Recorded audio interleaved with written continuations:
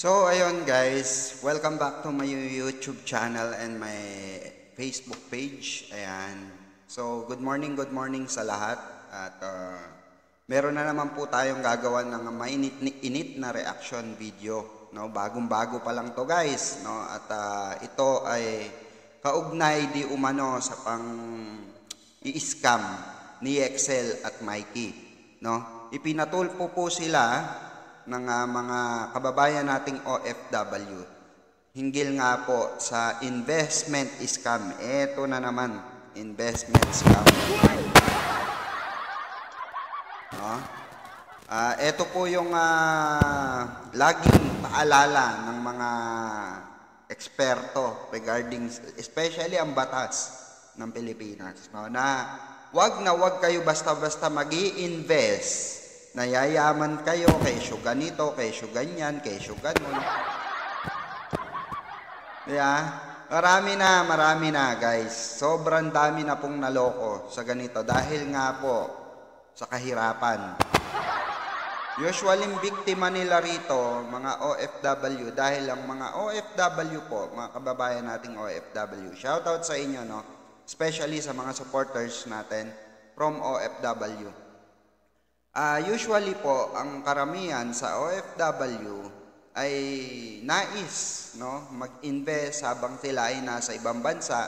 Sa gayon po ay mabigyan nila ng magandang buhay ang kanilang pamilya dito sa Pilipinas at makapag-ipon, no, kasama dito yung pag-i-invest mo. Pero wala pong masama, no, sa pag-i-invest. Okay? Depende po 'yan sa pupuntahan mong investment o pagbibigyan mo ng iyong pera. Okay? At ito nga po, itong mga nabiktima, di umano, may binanggit pa silang pangalan dito, Hector ata yun, no, na di umano ay siya yung punot dulo or ugat nitong kaguluhan nito. Ang title po ng ng ating gagawa ng reaction ngayon ay Excel at Mikey pinatulpo dahil ng scam. Dahil ng scam. Okay? So, sit back and enjoy. Samahan nyo akong kumain muna ng popcorn habang pinakikinggan natin kung ano yung mga magandang puntos, no, na matututunan natin dito sa kasong ito. Okay, let's go! Before anything else, shoutout po pala sa lahat po ng supporters natin from USA, Europe, Canada, ayan, sa lahat po, and Middle East, ayan. Mega love shoutout po sa inyo. And dito po sa Asia, ayan. And shoutout po sa inyong lahat at mabuhay po kayo. And salamat po sa suportan tunay. So, ayun, simulan na natin guys ang reaction natin dito sa pagbibigay rin ng opinion. Magandang hapon po sa inyong lahat. Magandang hapon din po. Ang nireklamo niyo po si Excel Sebastian at Mikey Agustin. Yes. Opo. Paano kayo naloko, ma'am? Actually, sir, followers po kasi nila ako. Then, nakita po namin yung mga advertise nila sa Facebook. Pero nag-stock naman po ako bago ako magbigay sa kanila ng pera. Then, nung pag-stock po, wala naman po. Okay naman po. Then, yung mga post din kasi nila maayos po. Doon, nung nag-message po ako sa kanila kung paano mag-invest, then sabi nila, 1 million yung minimum para makapag-invest ka po. Then, may 5% po na interest. Then, hindi po nila sinabi. Then, inas ko po sila kung may contract po ba ito. And then, sabi nila, meron naman po. Grabe, no? Ang daming pera, no? May business ka pero matumal. May pera pero hindi lumalago. Baka po pwede kami makatulong, pwede tayo mag-partner. May monthly income kahit nasa abroad. So, target talaga rito, mga OFW. PM po kayo, meron admins na mag-a-assist. Please answer question.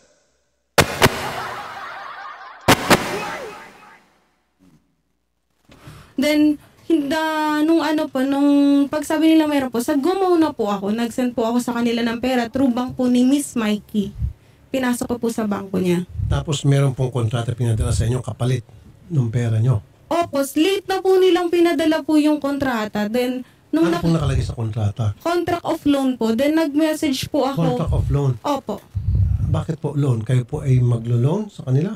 Actually, Eto guys, etong pupuntuin dito, nakikita ko na, naiintindihan ko na. Contract of loan pa lang, doon pa lang, meron ng mali. Meron ng mali, okay? Pag nag-invest po kayo, for example, sa bangko, nag-invest kayo, in-invest nyo partnership with this bank or partnership with this business, okay? So matutal po, kailangan ang pipirmahan nyo ron is partnership. Nakita naman po natin sa post ni Yexel na partner, okay? Mag-business partner kayo, partnership. So doon pa lang sa contract of loan, may mali na ron. Maling-mali na yon. Patay tayo dito. Ito, disclaimer guys, di ko pa po napanood ito.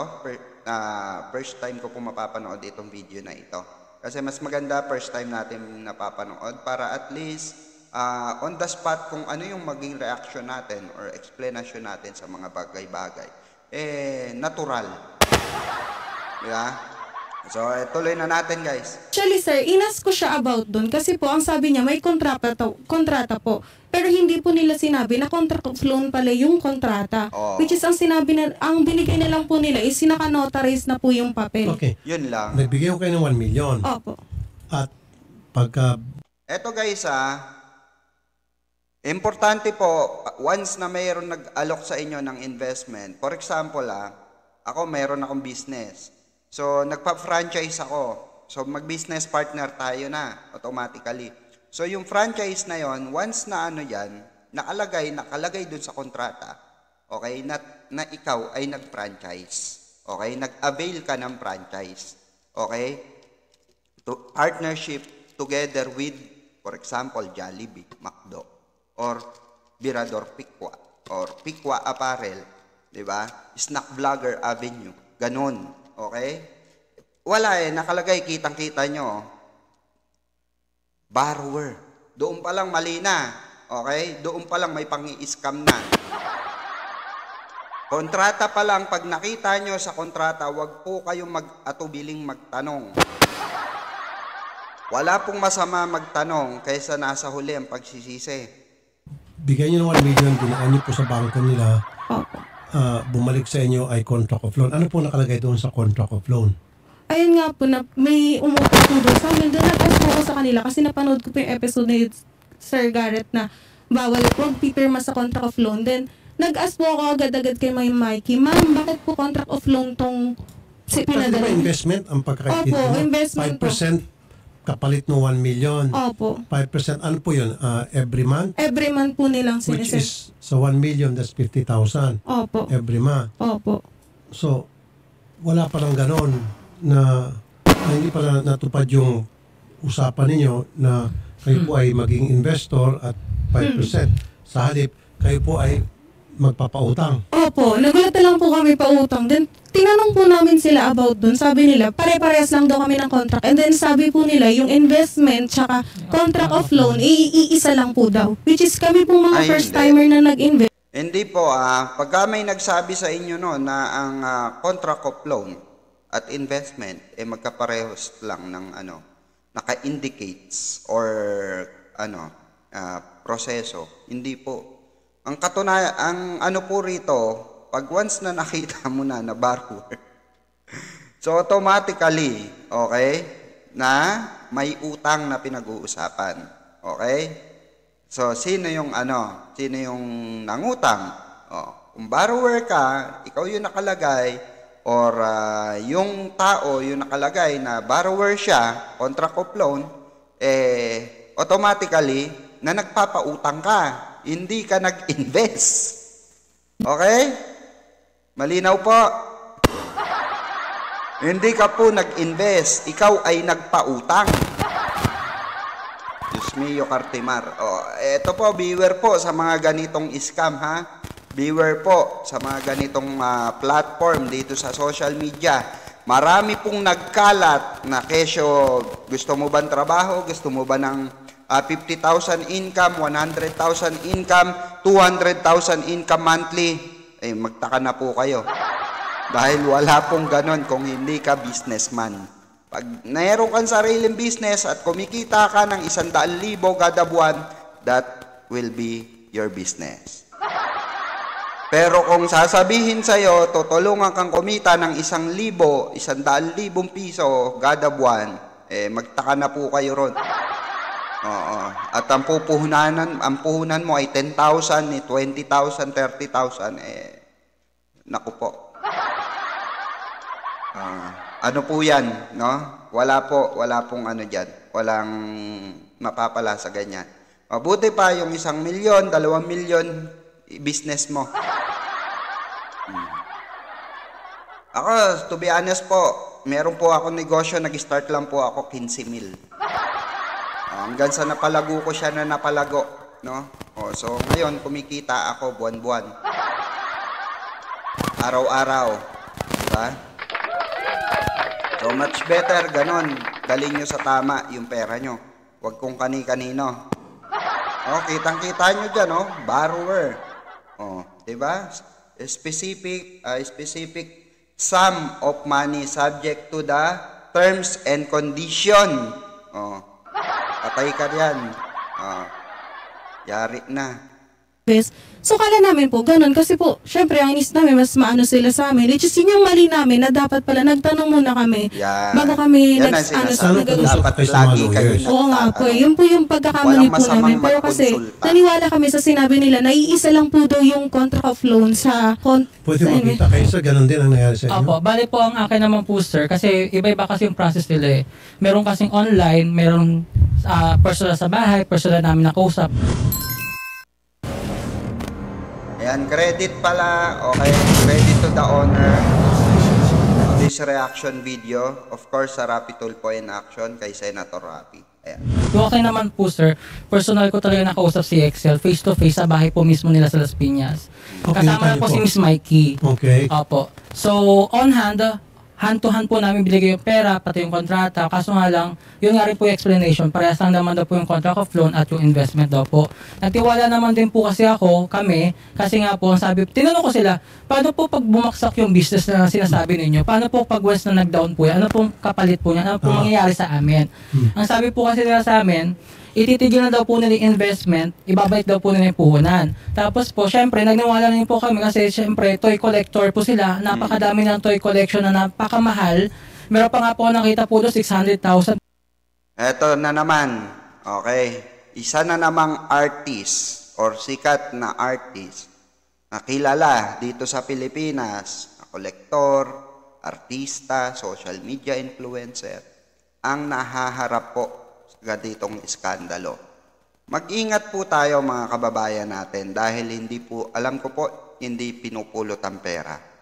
Dahil isang araw sa buhay ko naging OFW din po ako bago po ako naging social media influencer or bago po ako nag-YouTube or nag-content creator. Okay? So alam ko po kung paano i-value ang pera ko. Hindi ko basta-basta ini-invest kung binibigay kung kani-kanino or pinagkakatiwala yung pera ko. Kahit na ikaw pa ang pinakasikat na artista, ikaw pa ang pinakamayaman sa buong mundo. Okay? So wag po natin tignan itong mga ganitong klase ng estado, no? Hindi ko po kayo hindi ko po dinidegrade yung mga kapwa ko social media influencer na kilala. Ang sa akin lang po, no, ay wala po kayong ibang pagkakatiwalaan kung hindi sarili nyo. Lalo-lalo na ang usapin dito, yung perang pinaghirapan nyo ng halos ilang taon yung bino.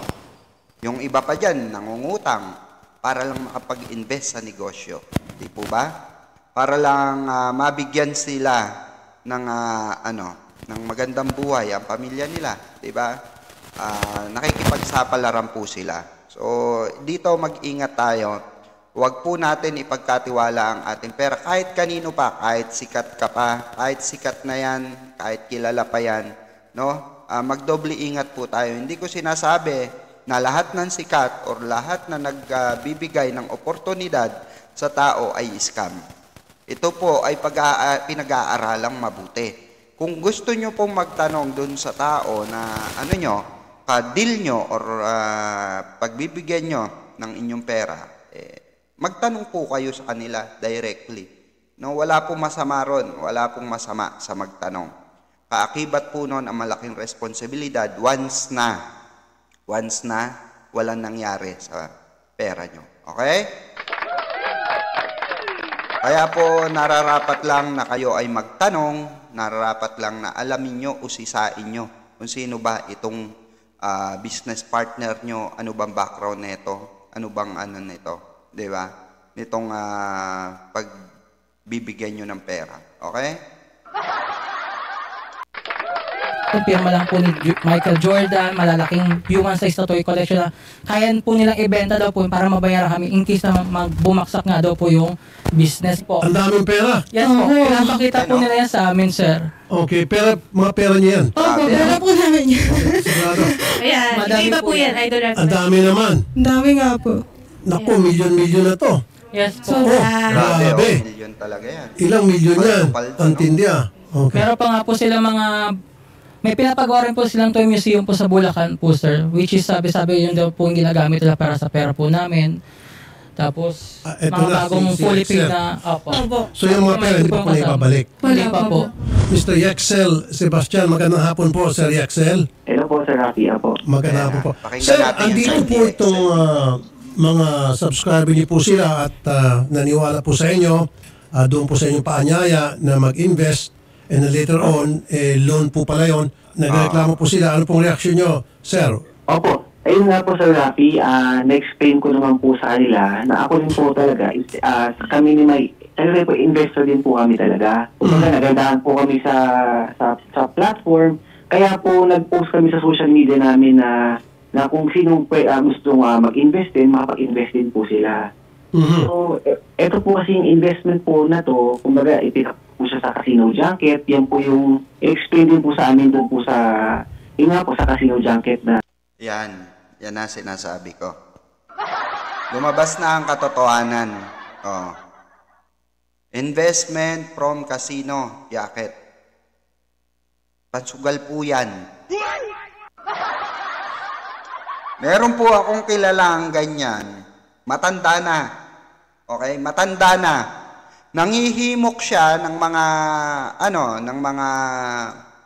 tawag dito, ng mga supporter, from other countries, especially OFW, especially mga nasa US, Canada, nasa Middle East. Hinihimok niya na, kunwari, sa artista, gagastusin sa artista, kunwari gagastusin sa charity, pero, no, ipangkakasino lang po.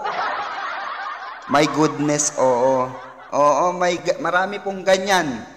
Nagsasabi ng magagandang salita na kesyo ganito, mayaman ako, meron akong pera, pero kung susumahin mo at iimbestiga mo mabuti, wala pong pera yung matanda. Kung hindi, nakaasa lamang sa mga anak, sa binibigay ng mga anak. Pero limpak-limpak na salapi po ang pinapakita sa social media upang hindi siya paghinalaan, nakakamkamin niya yung pinapadala ng mga OFW. Ganyan din po ito. No? At yun nga ay pansugal lang din. Diyos mio. Nako po. na ipapasok yung pera. So, explain ko po sa mga Ito dapat, shoutout kay Senator Rafi. Ito magandang itapik ito sa Senado, Sir Rafi. Baka naman maimbestigan yung mga ganitong klase ng pang-i-scam, especially dito sa social media platform. Marami pong gumagawa niyan, no? Meron po akong kilala, hustler diyan. Meron po akong kilala na talagang lihitimong bihasa diyan. Napakatanda na po nito. Oo.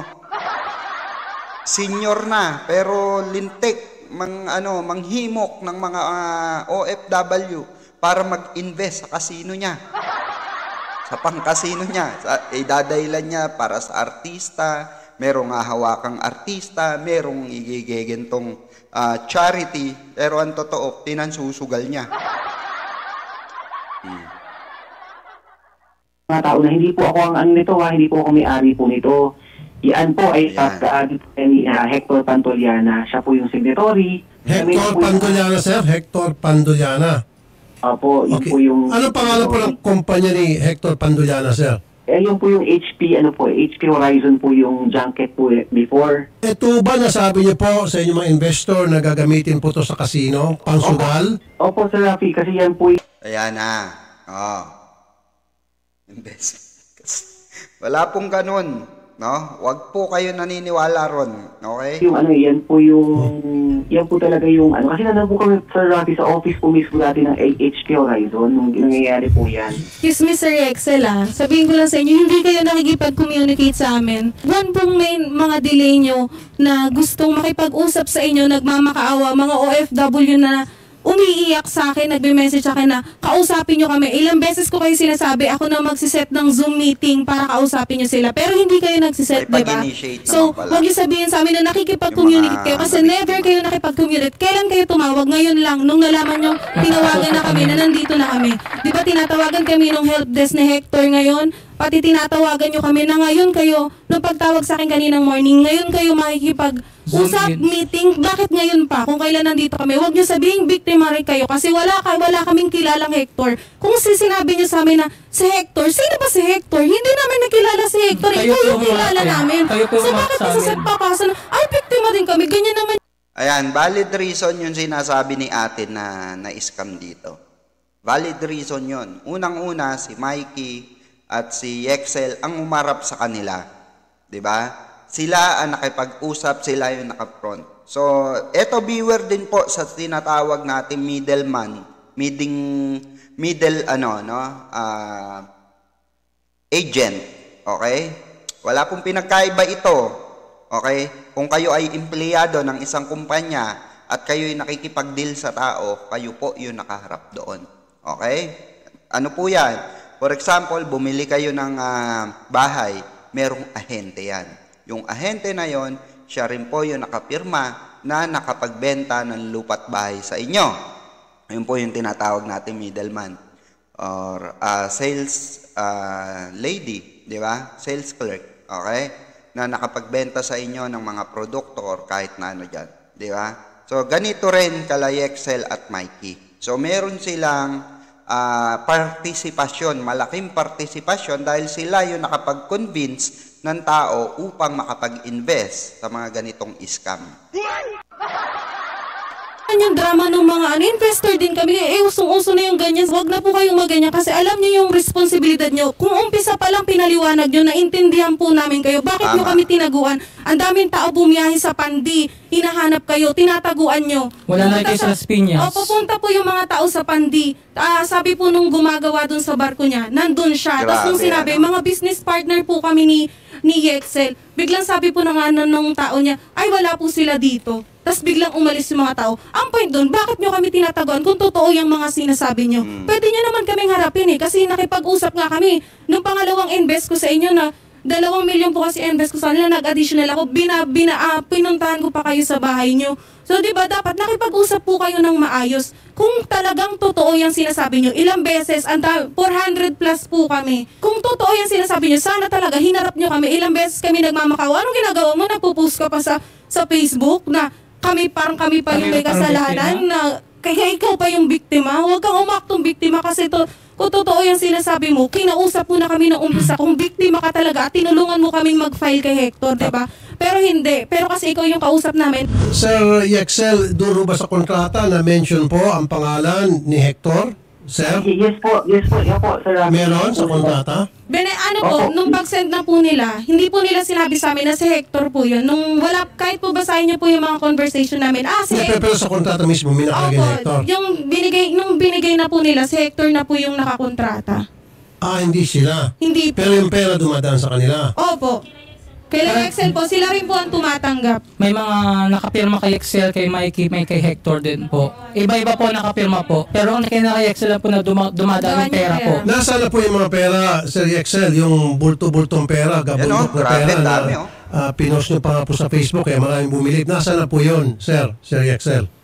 Yung pong, yung mga pera po na yun, Sir Rafi, nasa office po lahat yun. Kumbaga, yung Tayo kayo, bayaran. Hindi pwede na ma-release. Sir Rafi, bali, hindi po kasi akong may-ari, Sir Rafi. Yung pong owner po ang, kumbaga, sila po. Hindi, pero may access kayo sa perang yan. Wala po, Sir Rafi, wala po. Nasaan na? Sabi nyo nasa office. Hanggang ngayon ba nasa office pa rin? Yung pera po, Sir Rafi. Opo, yung bulto-bultong pera, yung milyon-milyon. Nautal na si Excel, hindi niya alam paano lulusutan itong kinaharap nila. Gabundok na pera dyan sa post po ninyo sa Facebook. Nasaan na po yan? Nasa office po, Sir Rafi. Ang office po, Sir Rafi, sa Fabel Building, Alabang po. Kasi po namin sila meet, Sir So Rafi. pwede puntahan niya ng NBI kasama complainer para bawiin na. Opo naman, Sir Rafi. Opo. Ayun naman pala eh. Sige, sir, may gusto Bali po sabihin. sir, may mga pumupunta po doon sa office nila pero wala pong nagpapakita, wala pong tao daw pero may tao naman po sa loob. Oh. Pinapatay po nila yung ilaw tapos bukas naman yung aircon. Paano walang tao bukas yung aircon? Lamig-lamig May na. mga picture po kami Ito nga po, na-hospital na nga po to si Mami Ellen dahil nga po sa depression. Sir Rafi, kasi kami po, ganito rin po nangyari. Kumbaga nga po, wala din kami kasing isagot sa mga tao. Ayan guys. Ito ay nakikita kong paglilinis na sa pangalan ni Excel at Mikey. Even though kayo ay biktima, Excel at Mikey. Even kayo ay biktima din, karapatan ng malaman ng mga taong ito kasi kayo yung rito eh. Kayo yung nakaharap dito. Kayo yung kausap nila, 'di ba? Usapan to ng between sa tao, hindi ng tao sa kumpanya. Okay? Hindi nila alam, kayo ang pinagkatiwalaan nila, hindi yung kumpanya dahil kayo nga ay lehitimo at kilala bilang isang di ba? Tawag dito, toy collector, di ba? Na mga big time collector dito sa Pilipinas. So syempre, iisipin niya na kayo ay mapagkakatiwalaan talaga. Pero yung sabihin natin, for example, ako guys, mag-invest kayo ng kulangot sa akin, gagawin kong gold bar. Di ba? May maniniwala ba doon? Di ba? More or less, may maniniwalang kaya kong gawing gold bar, yung kulangot nila, kung ako ay kilala. Kung ako ay pinagkakatiwalaan. Kasi walang maniniwala sa akin, pusang gala, si Pikwa, si Birador Pikwa, kulangot gagawing gold bar. Ang katotohanan kung magkokolekta ako ng mga kulangot nyo, kulangot din ang matatanggap nyo. Di ba? Ganun yun.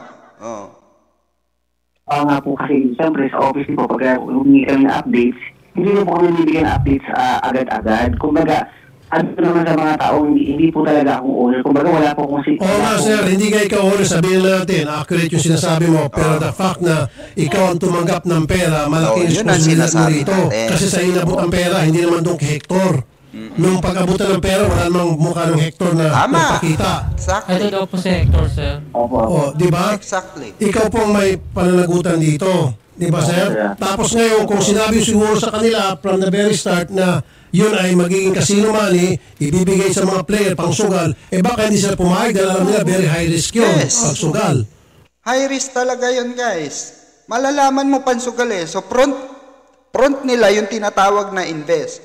Pero ang katotohanan, yung pera nyo, guys, ipansusugal. Kaya nga borrower eh.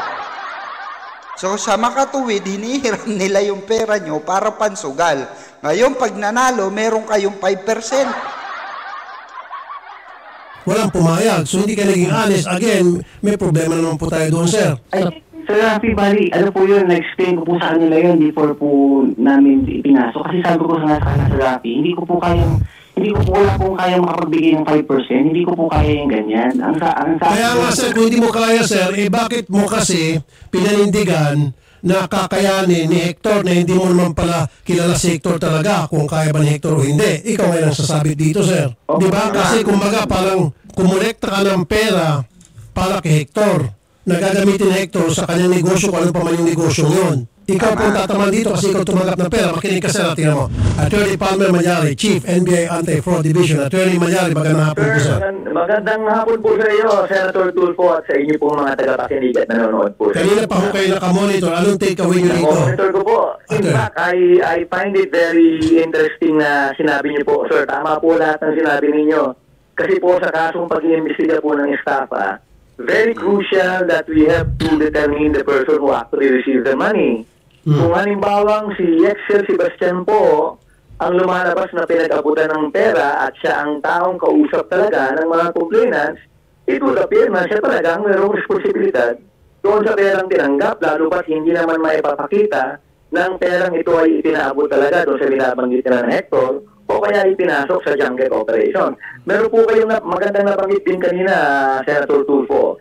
Binanggit niyo po kanina na if it was explained very thoroughly to the complainant that the money will be used to fund yung casino junket operations, malamang hindi nga papayag ang mga victims because they know that it is a high-risk operation. Ayan guys, may natututunan tayo rito regarding sa casino junket na yan.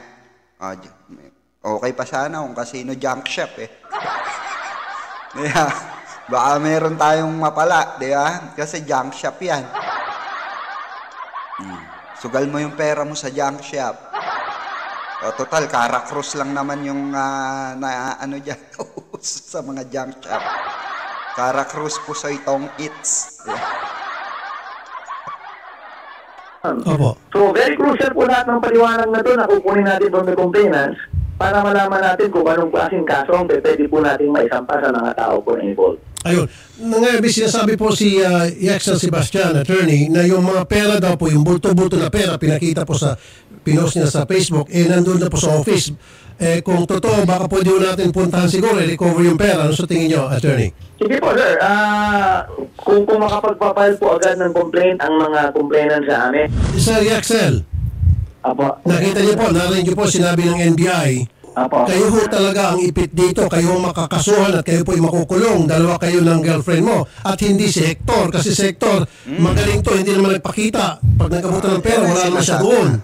O madali niya i-deny lahat. Ikaw ang yari dito. Yan yung sinasabi natin na middleman. Di ba? Kaya high risk din talaga guys na yung kayo ay may kakausap sa inyo, maghikayat ka ng ganito para mag-invest sa atin, magganito. Pero the fact na kayo ang tumatanggap ng pera at nakikipag-usap sa mga tao, ito, kayo po ang maiipit dito. Dahil hindi nga yung kumpanya o hindi yung tao na yon na sinasabi nyo, ang kausap ng tao na ito, kayo po, no? Tulad nitong kay Excel at Mikey. So sila po talaga, automatically, may ipit dito. Cooperate with the NBI, ibalik yung mga pera, baka makakalusot ka pa. Kawawa naman siya, pati girlfriend mo damay dito. Opo, sir. Makikipag-ano po ako sa inyo po. Mga magkano pera pa po ang natitira, sir? Sa palagay nyo, more or less? At bali sa Rafi, wala po akong pera. Hindi, yung bulto-bulto na pinapost nyo po, nakita ko, gabundok na pera siguro. Hindi lang 50 million yun, 60 million. Tulad ito sa mesa. Ano po yun, Sir Rafi? Yan po yung picture namin before pa po yan, Sir Rafi. Around last year pa po yan. Bali, ang nangyari po dyan, nandun po kami sa office. Picture lang po kami sa pera, Sir Rafi. Hindi nyo pera, papicture sa pera. Pero yun ang ginagamit yun yung pang-phone sa amin. Kaninang pera po yan, pinapicture nyo sa harap. Yun po yung sa office po, Sir Rafi. So hindi sa inyo yun. Kaninang pera? May kilala din talaga akong ganyan na ganyan din ang estilo niya para makapang-scam ng mga OFW. Na kunwari, maraming pinapakitang pera, yung pala ay kita na negosyo ng anak niya.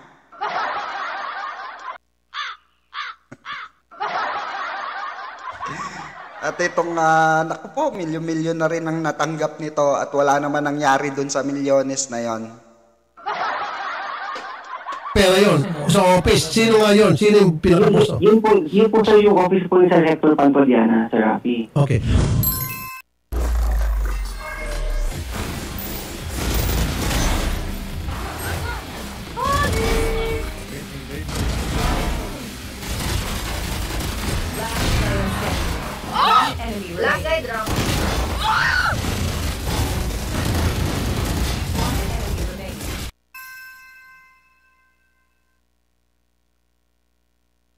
Ipit sila rito. Yun nga sabi ng NBI.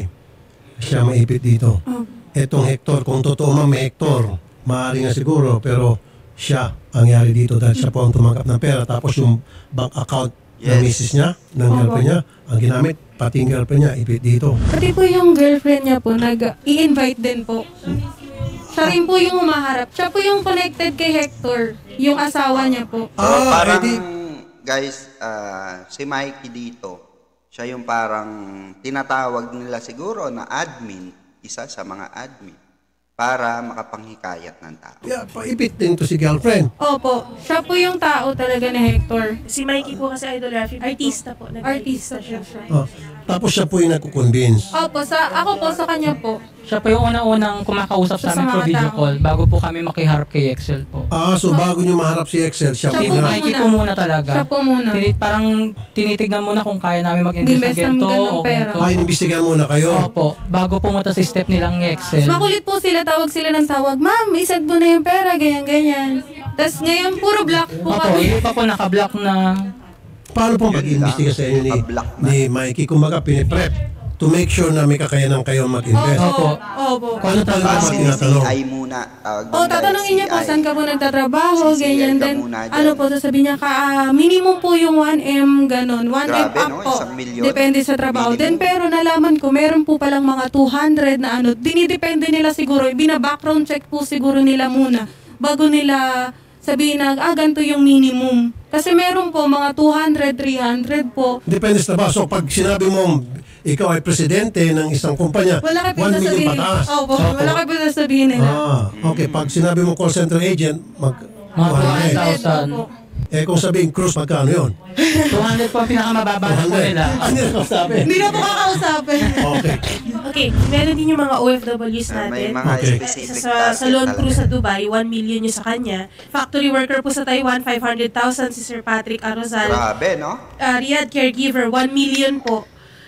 New Zealand factory worker na si Kevin Lino, 400,000. Ang lalaki. Eto, take note guys, bigyan ko kayo ng ano. Sa lahat po ng makakapanood nito, bibigyan ko kayo ng moral lesson dito. Ang pagninegosyo po dito sa Pilipinas, okay, ay wala pong lugi. Depende po yan sa pagtutok mo sa negosyo. Ang nalulugi lamang po ay yung mga easy-go-lucky na tinatawag. Pero once na ito po, ang kahit na anong negosyo nyo, kahit lugawan pa yan, kahit na ano pa yan, tawag dito, paresan, kahit na ano pang klase ng negosyo, okay, once na tinutukan mo ang negosyo mo, binigyan mo ng effort, time, ano po talaga, hindi po pwedeng walang mangyari dyan. May mangyayari at mangyayari dyan. Doon pa kaya sa 50,000, 1 milyon, magkano lang ang lugawan? Bigyan ko na kayo ng example. Meron po akong kilala na nag-start siya sa lugawan. Okay? Dahil sa lugawan, guys, meron na siyang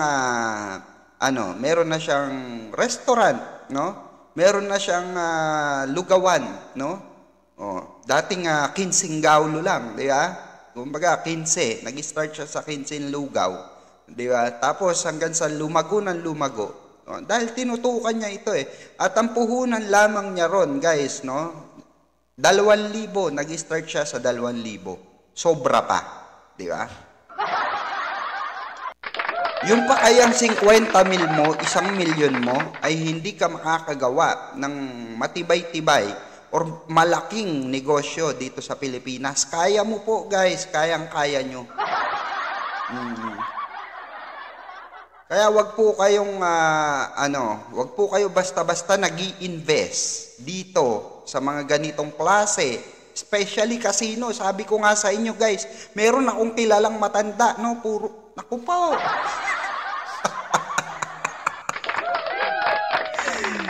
Ay, nako.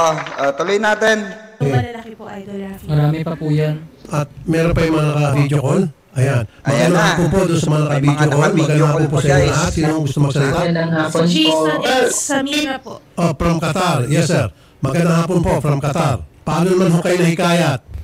Gaya po na sinabi ng mga kasama namin ngayon na sa studio, ganun din po ang sinabi sa amin, gaya ng kami hindi makaluwas-luwas gawa ng pandemic dati. So through video call kami nakipag-usap sa kanila, sir. Magkano po yung nakuha na investment? Gaya ng sinabi po sa amin dati, sir, ang minimum is 1 million. Sa party po ninyo, magkano po yung na-invest niyo po, sir? Sir, 1 million po. Opo. Inuta ko pa nga po yun sa bangko, sir eh. Gawa ng kailangan daw 1 million. So, yun, nag-isip kami, pati Nakapanlumo yun, guys. sabi ko, mag-decide tayo kung ano. Sabi na, sige, punta, maganda naman. Sino po nakipag-usap sa inyo? Ilang dalawa po, sir, mismo. Nag-video ko sa akin, si Miss Mikey at saka si Sir Excel, si Bastian. So, nung pinadala niyo po yung pera, ano po yun? True bank? Yari Bank to kayo bank? dito. Opo, true bank to bank. Pinadala na yung address sa account ni Sir Hector Pantulanya na tinatawag nilang Boss HP. Doon naman sa account ni Hector Pantulanya. Opo. Okay. Actually, sir, tama po yung sinabi ng mga kasama namin. Wala naman silang advice regarding dati na ipapatok sa casino. Ang sinabi lang is may mga business na papalaguin, ganito ganyan. So, kasama kayo.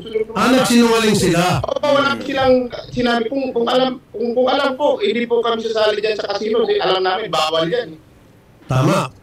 Bawal at saka isa pa, high risk po yun.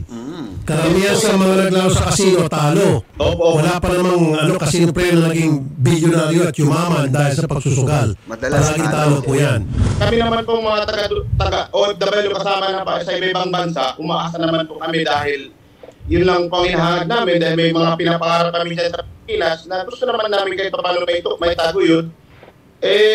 Di namin inasahan na ganun pala ang mangyayari sa amin. Opo. Sa inyo ba, sir, 5% din ang pinangako na return?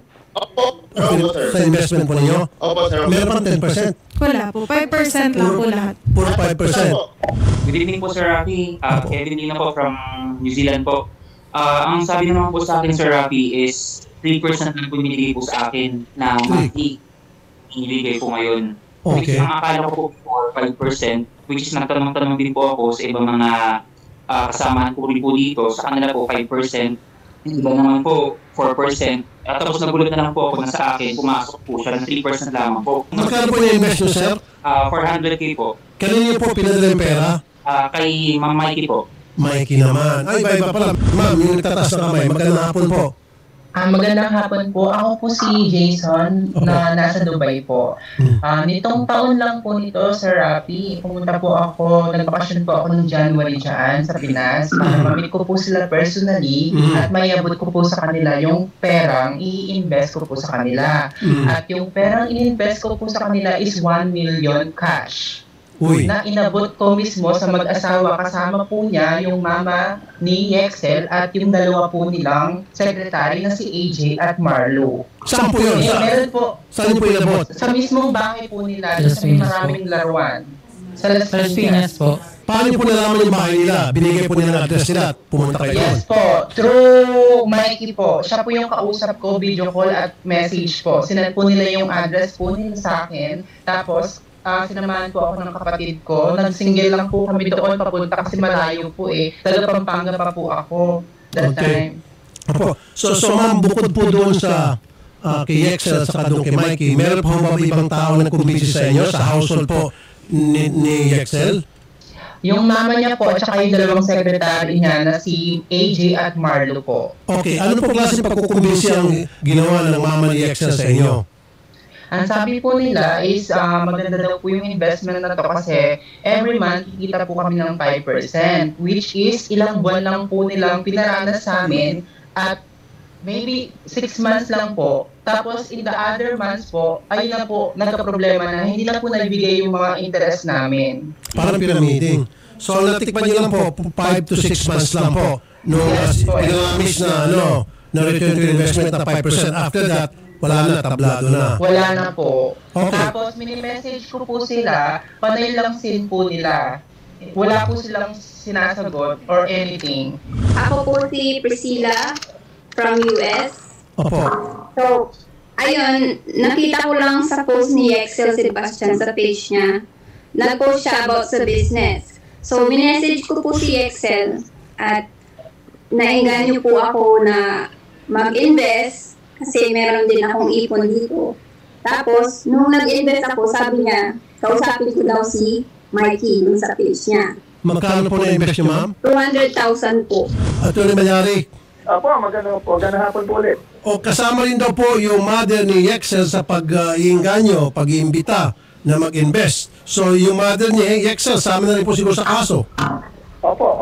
Looking at the bigger picture, we will really have to look at all personalities involved in enticing the victims into investing. Lahat po yan gagawin po natin sa ating investigation. Sige po, sasamahan po namin sila sa inyong tanggapan. Ano po mangyayari pagdating po dyan sa inyong tanggapan? Paano po magiging yung approach niyo sa pag-iimbestiga sa kaso ito? First and foremost, we will have to document their allegations by preparing a pro forma affidavit. Opo. We will ask them to submit all documents that would signify yung pagpapadala ng pera sa ating mga taong iniimbestigahan. We will do a record check.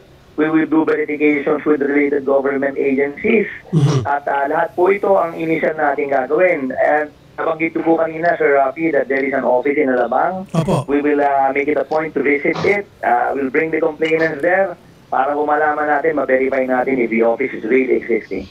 At saka, sir, yung bahay na siguro kasi doon daw kuminsan nagkakabayaran. Kasama po yun, Sir Rafi. Kasama po yun. Papupuntahan po natin yan. Ay, salamat. Sige po, sasamahan po namin silang lahat dyan sa inyong tanggapan. Attorney Palmer Malyari. Maraming salamat po, Senator Rafi. Chief NBI Anti-Fraud Division. Magandang hapon po, Attorney Malyari, sir. Si Mr. Yexel Sebastian ay na pong sumagot. So, sasamahan po namin kayo sa NBI. Bilis-bilisan po natin to. So, pupuntahan po yung bahay na kung saan dideliver kayo ng pera at yung opisina kasama sa pag-imbestiga ng NBI. Alam ba ng mother na scam yung ginagawa? Opo, minsan po, nagchat-chat siya po yung Siya pa yung nagchat-chat, tapos puro po Diyos yung chinachat niya. Alam daw ng Diyos na ganito yung wala daw silang kasalanan. Mga Bible verse. Mga bawa po, ganun po yung... Sila pang Diyos sa kalakuan. Parang kami pa po yung si Santanas, sila po si Kayo pang masama. Yung mga chat niya po purong ganun. Parang nababaliw na po. Mahirap sa tao. May nakapagsabi pa nga daw po, lagi daw po sila nasa Okada Hotel, nagkakasino. Laman pala talaga ng Okada, guys. Nalulung sa to. Naku po, yan ang mahirap, oo. Yung kasino na yan, ba't nauso pa yan? Araw. Ay, ito. Sila Yexel po. May nakakita daw po na lagi nasa Okada. Yan na yun. Attorney Palmer Malyari, sir, sorry pagtawaglit. Anong kaso dito laban sa mga inireklamo, Attorney? Well, ang maliwanag po dito is estafa. Estafa po. If there is a corporation involved, which I have not heard kanina, it's also a possible violation of Republic Act 8799, which is a violation of the Revised Duties Regulations Code.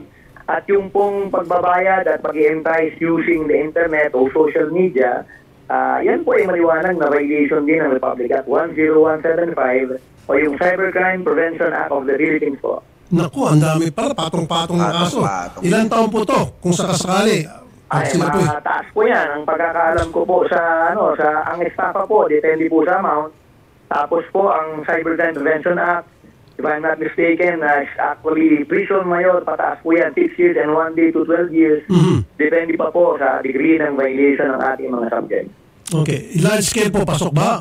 Meron bang large scale estafa? Marami pong, kung hindi man po large scale estafa yan, multiple counts of estafa po. To think na napakarami po ng mga complainants at victims. Ito ba, bailable? Non-bailable offense? Malamang po, non-bailable na po yan. Oo, kasi yan yung sinasabi namin. Sige, yan po muna. Again, sobrang thank you po ha.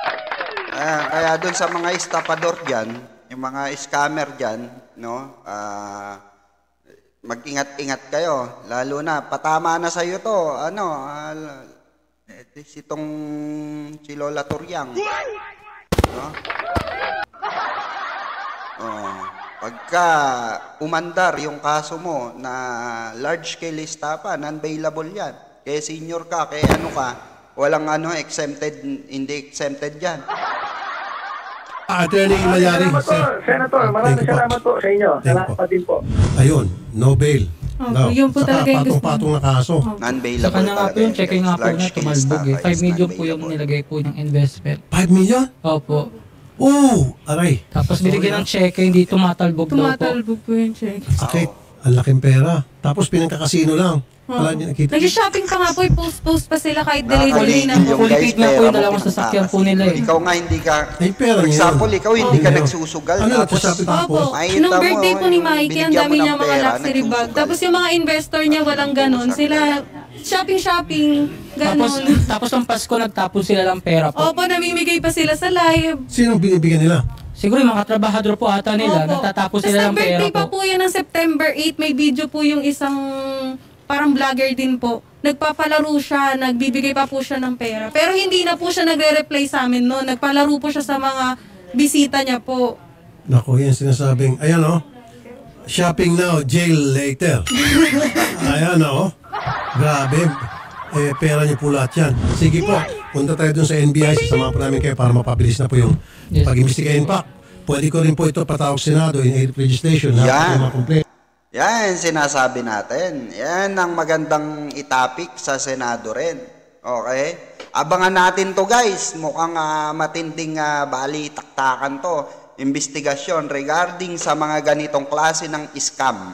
No? Especially yung gumagamit ng mga social media platform kagaya nito, panghihikayat ng mga tao, no? Sabi ko nga ako, meron akong kilalang ganyan. Ay, baka maipasama pa to. Pag may mga nagreklamong OFW rito, na kesyo gagamitin sa charity, gagamitin sa artista, gagamitin sa ganito, pero yung pala pinangkakasino.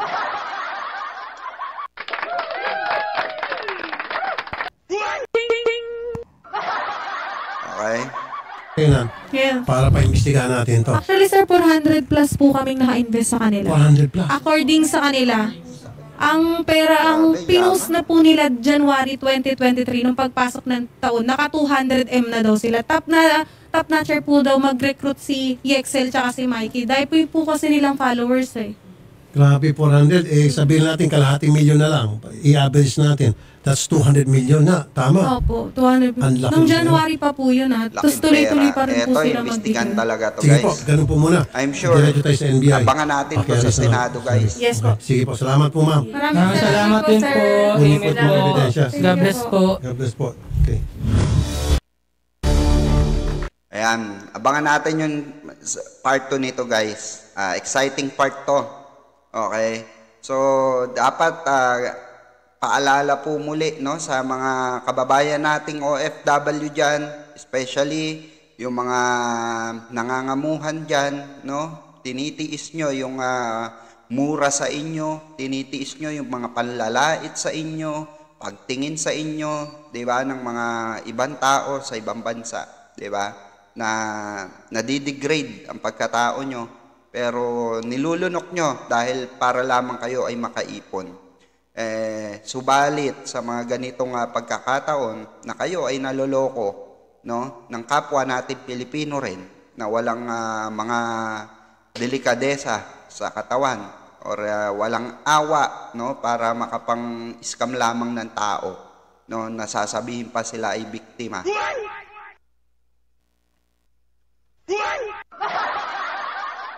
Ay nako, nakakapanlumo yung nangyari sa mga kababayan natin na nasa ibang bansa. So, doble ingat na lamang po, no?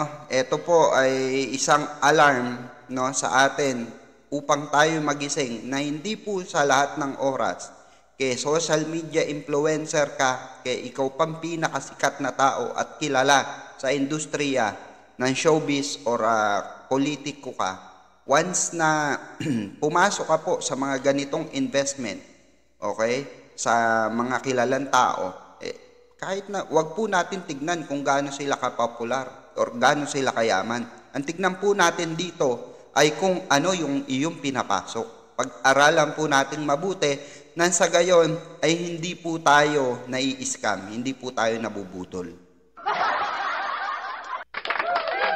Okay? marapat lang na ano natin, no, na pangalagaan natin yung ating mga ipon, ating mga pinaghirapan sa ibang bansa. Kaya moral lesson dito, huwag magtiwala. So ayun lang, dito na natin tatapusin ang ating reaction video at ang ating opinion regarding sa issue ni Yexel at Mikey sa pagpapatulpo sa kanila regarding sa scandal. Okay? So abangan po natin ito sa Senado. Ang sabi nga ni Sir Rapi or Senator Rapi na ito ay papaimbestigahan niya. Ipapatawag niya itong mga ito na na-scam at maging itong sila Mikey at Yexel upang malaman ang pinag-ugatan at kung sino nga ba, okay, itong mga taong involved dito. Malaking iskandalo ito at malaking pera, milyon-milyon na salapi ang pag-uusapan dito. So once again, this is your Kabirador. Magkita-kita po tayo muli sa panibagong vlog, panibagong reaction, panibagong talakayan. Once again, this is your Kabirador, Birador Pikwa. Thank you and God bless you all. Have a great day, everyone, and I love you. I love you.